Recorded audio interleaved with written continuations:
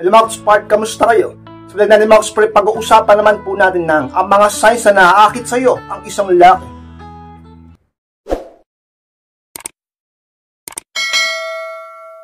At kung handa na kayong lahat ay magsara po tayo at muli, be inspired!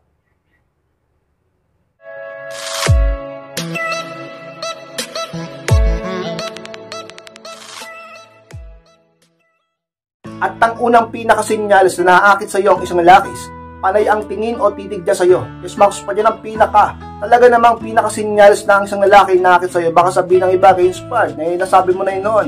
Alam kong narinig nyo na yan. O hindi lang sa akin, ako baka sa iba pa, na isa pinaka-signs na may gusto sa iyo ang isang lalaki or naaakit sa iyo. Pero sinama ko to sapagkat isa to sa pinakatotoo. Talaga naman dapat nyong malaman. Dahil sigurado ko karamihan sa inyo ay may mga napapansin sa paligid nyo na may mga tumitingin-tingin sa inyo. Diba? Ibig sabihin lang nun, maaari yung naaakit sa iyo. Maaaring dahil nagagandahan sa iyo, naseseksihan, nababaitan, nagagandahan sa forma mo, naamoy ka, mabango ka, o kaya ang kilos mo, maganda kang maglakad, o kaya naman maganda ang sabihin natin buhok mo, ang itsura mo. Kaya nga palagi ko sinasabi sa inyo, palagi kayong magpaganda, magpa-sexy, mag-self-improve, ayusin ang sarili, maging masipag sa pag-aayos ng sarili. Huwag maging tamad, huwag magdahilan. Talaga namang mag-invest ka sa sarili mo. Talaga namang magbigay ka ng panahon at pagkakataon sa sarili mo na pagandahin ang sarili mo sapagkat ka-inspire. Ikaw lang din naman ang makikinabang dyan. Lalong-lalo na kapag may asawa ka na or kahit may boyfriend ka na. Talaga namang maaakit sa'yo. Diba? Eh kung single ka, baka yung crush mo, baka yung nagkakagusto sa'yo, baka yung lihim mong iniibig ay magkagusto sa'yo. Kapag ka ikaw ay palagi nagpapaganda, mapapatingin sa'yo, mapapatitig sa'yo, maaakit sa'yo, at maaaring ligawan ka pa. Di po ba ka-inspired kung single ka ngayon? Marami kang pagpipilian na manliligaw sa'yo sapagkat naaakit sila sa'yo, titingin sila sa'yo, at iisipin nila na talagang ka-interest ka. At kung may partner ka na, sa'yo lang siya maaakit ka-inspired.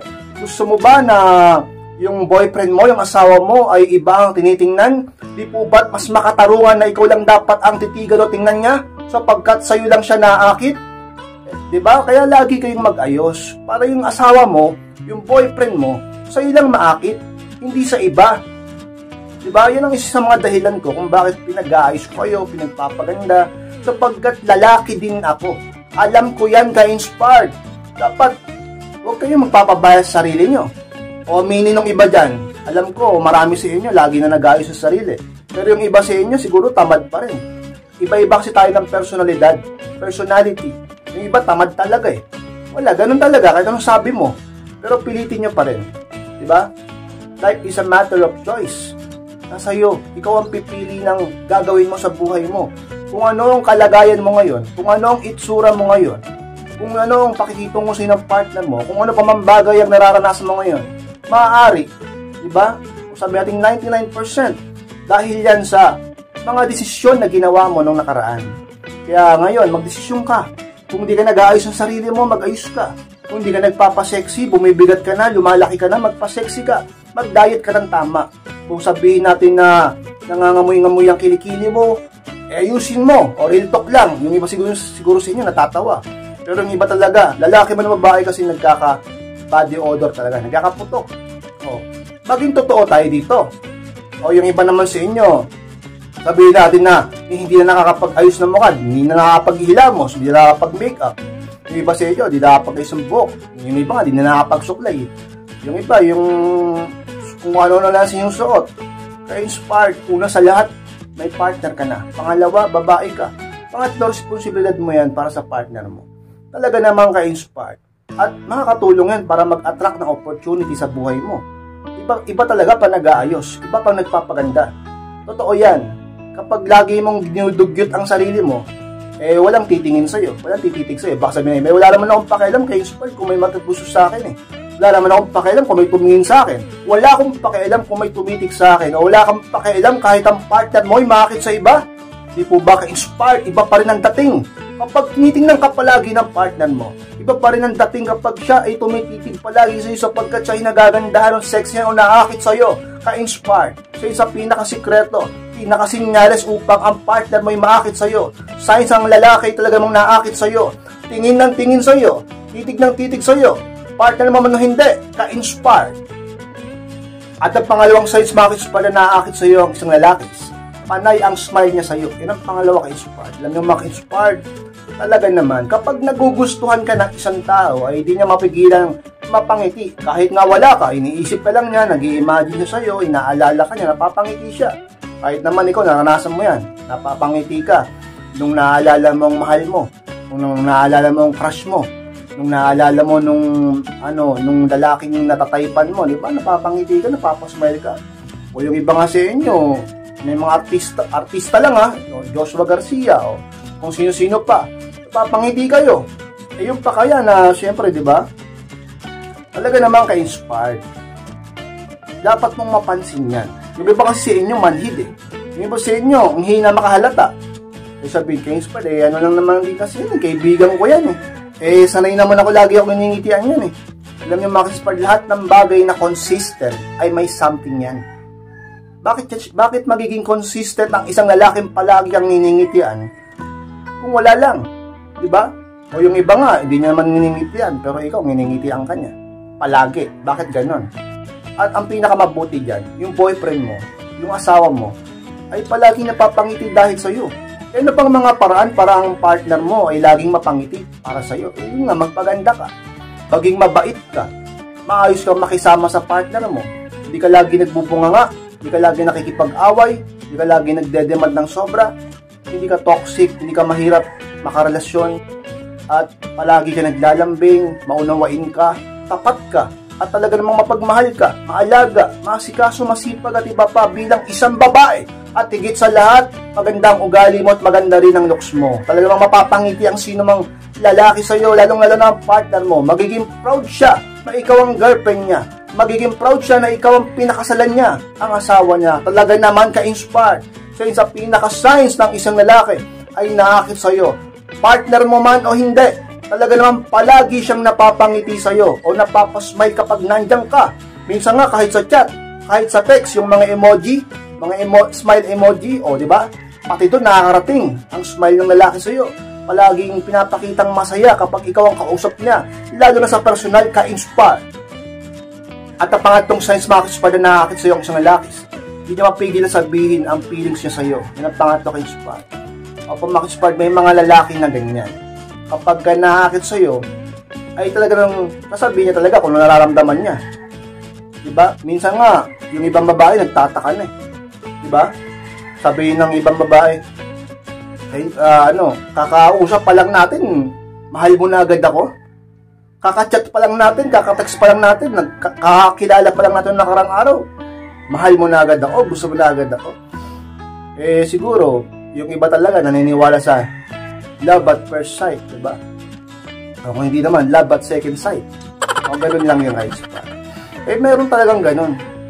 Ako medyo naniniwala ako sa ganun eh. Medyo pinag-iisipan ko pa kung totoo yun eh. Yung may in love ka sa unang pagkikita nyo, sa unang makita ka niya. Kasi ako parang naranasan ko yun noon eh. Kayo ba? Naranasan nyo ba yun noon? Paki-comment nga sa baba. Yung kung naniniwala ba kayo sa love at first sight. Yung unang nakita nyo pa lang siya, parang huminto ang mundo. Parang iba yung naramdaman mo. Para bang nagkaroon ka ng pag-asa.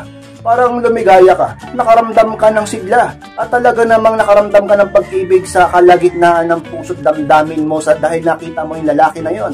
Ganyan ba ang naramdaman mo nung una mo nakita ang boyfriend mo? Ganyan ba ang naramdaman mo, napansin mo sa sarili mo nung nakita mo ang asawa mo? Paki-comment sa baba, inspire. Kung naniniwala kayo sa love at first sight. Kasi ako medyo 50-50 pa. Kung naniniwala ko sa inyo, medyo kailangan kasi ng effort talaga. Siguro, hindi buo. Masasabi natin tunay ang pag-ibig sa pagdaan ng panahon sapagkat sinusubok yan eh. Diba? Doon nagiging tunay, nagiging puro. Kapag may mga pinagdaanan na kayo at nag-invest na sa'yo ng mga effort, ka-inspire sa pinaka-signs na ng isang lalaki talaga naman ay nakakit sa'yo, ay napaka-obvious. Magsasabi yan sa'yo. Let's sabihin niya, napakaganda mo, palagi ako nagagandahan sa'yo. Kapag nakikita kita, gumaganda ang araw ko. Kapag nagkakausap tayo, nalilimutan ko ang problema ko. Kapag sabihin nating kasama kita, parang parang nasa langit ako, ka-inspired. Talaga namang di niya mapigilan ba? Dahil nga naakit sa'yo. Ganun lang yung ka-inspired. Ganyan ba? Naranasan mo ba yun noon? O naranasan mo ngayon? Sa partner mo ba? Kung single ka, sa manliligaw mo, ka-inspired. Sa mga dapat mong malaman, signs ng isang lalaki ay talagang naakit sa'yo. Di niya mapigilan sabihin sa'yo ang mga nararamdaman niya sa tuwing nandiyan ka, kausap ka, kasama ka, ka-inspired. At ang pang-apat na signs mga na naakit sa'yo ang isang lalaki, ginagawa niya lahat para lang ibigin mo siya. Yan ang pang-apat ka-inspired. O pumak-inspired, ganyan yan. Paano ba ginagawa ng lalaki lahat para ibigin mo siya? Yun nga. Sabi natin nagpapapansin sa'yo, pumoporma, nagpapapogi, palaging nag-i-smile, palagi kang binabati, palaging kinakamusta, kinakausap, nag-joke sa'yo, pinapasaya ka, nililibre ka. Talaga naman, nagpapagwapo sa'yo, nagpapakit sa'yo, tinitingnan ka. At iba pa, ginagawa niya lahat para ibigin mo siya. O talagang magustuhan, maaakit ka din sa kanya. Kasi may mga ganun talaga, di ba? Kapag tayo ay may nagugustuhan, ako man, ikaw, o sino man lalaki o babae sa mundo, kapag tayo may nagugustuhan, sa totoo lang, huwag na tayo magpaka-impok dito. Gusto natin na tayo ay magustuhan o mahalin din. Hindi ako naniniwala na hindi ako maghihintay ng kapalit, di ba? Sinasabi nilang ganun, mamahalin kita, wala akong hintayin na kapalit. Kalokohan yon. Sa loob-loob nun, gusto ko na ibigin mo rin ako. Ganun lang yan kay Inspire. Di ba? Ganun lang yan. Ikaw ba, gugustuhin mo mag-invest ka sa kung anumang bagay ng walang ROI o walang balik? O maghihirap ka ng ganun? Sa loob-loob ng puso mo at utak mo, alam mo sa sarili mo na gusto mo. Na ikaw ay gustuhin din ng taong gusto mo. Mahalin ka din ng taong mahal mo. Di ba? Ano lang yan? Sa mga signs kay Inspire, kaya mararamdaman mo parang nililibre ka niya, niyayaya ka niya sa labas, o sabihin natin naglalambing lalo sa'yo, kung asawa mo na, kung boyfriend mo, ginagawa niya lahat para mas lalo mo siyang mahalin. Pinagluluto ka, binibilhan ka ng mga gusto mo sa SM, di ba? O kung ano mang gusto mo sa Shopee, sa Lazada, o sabihin pa natin kay Inspired minsan, talaga naman, lahat ginagawa niya para mapasaya ka. Ang asawa mo, ang boyfriend mo, at kung may manliligaw ka, lahat ginagawa niya para sa'yo. So pagkat ka Inspired, naakit sa'yo yan. Kaya lagi mong ayusin ang ugali mo, ang itsura mo, ang lahat sa'yo, upang ang partner mo ay ikaw lang ang ibigin niya. At kung single ka, ang manliligaw ay magpatuloy sa'yo. Sa isang mga sikreto ka Inspired upang talaga namang maging kaakit-akit ka. Sa isang mga signs ng isang lalaki ay naakit sa'yo. Talaga naman, ginagawa niya ang lahat, ginagawa nila ang lahat para ibigin mo siya ka-Inspired. At ang panglima't pinakahuli ka-Inspired na naakit sa'yo ang isang lalaki, palagi kanyang kinakausap. Yun ang panlima ka-Inspired. Kung maka-Inspired, baka sabihin ng iba, napakasimple namang signs yan ka-Inspired. Palagi lang ako kinakausap. Para bang naakit na sa akin, maaari. Hindi ko sabihin na 100% o perfect talaga, pero maaaring nagkakagusto sa'yo or may something na pagtingin sa'yo or naakit sa'yo. Diba? Alam nyo mga ka-Inspired, sa panahon natin ngayon, napakahalaga. Mas lalong nagiging mataas ang value ng oras. Ang oras ay ginto. Bakit kapag aaksaya ng oras ng isang lalaki, palagi kanyang binibigyan ng oras para kausapin? Let's say sabihin natin na hindi mo naman siya hindi mo naman siya boyfriend, hindi mo naman siya asawa. Wala naman kayong relasyon, pero palagi kanyang kinakausap, kinakamusta, kinachat, kinetext. Palagi kanyang binibigyan ng panahon para magkakapagkwentuhan kayo, para makapagkwento ka sa kanya, para mag-usap kayo, magkita kayo, ka-Inspired. Kahit pa boyfriend mo yan, kahit asawa mo yan, lagi kang kinakamusta ng mahal mo, ng asawa mo, ng boyfriend mo, di ba? Ibig sabihin, palagi kanyang naalala. Palagi siyang naaakit sa'yo pa rin. Dahil lang tunay na pag-ibig, palaging maaakit yan. Laging tandaan kapag mahal ka ng isang tao, palagi siyang maakit sa'yo. Tandaan nyo yan ka-Inspired. Kaya naman napakahalaga na hindi dapat mawala ang attraction, ang interest, upang palaging nandoon yung salitang in love. Pag nawala yung attraction, pag nawala yung interest, mawawala ang salitang in love. Manlalamig, magsasawa. Ka-Inspired, paano ba mapapanatili yung attraction, pati yung interest ng lalaki sa akin? Dapat lagi kang maging mysterious. Palagi kang maging, sabi natin, matcha-challenge sa'yo yung lalaki. Diba? Paano ka magiging mysterious? Maya't maya ka nagchat-chat. Napaka-needy mo. Napaka-rupok mo. Napaka-hina mo pagdating sa kanya. Masyado kang martir. Masyado mong pinapakita sa partner mo na baliw ka sa kanya, naghahabol ka, kahit siya yung may kasalanan, ikaw yung nagsusorry. Paano mo mapapanatili ang mystery? Hindi ka na challenging nun. Mapoboring yan sa'yo. Dapat ang lalaki lagi naghahabol sa'yo. Dapat ang lalaki lagi nababaliw sa'yo.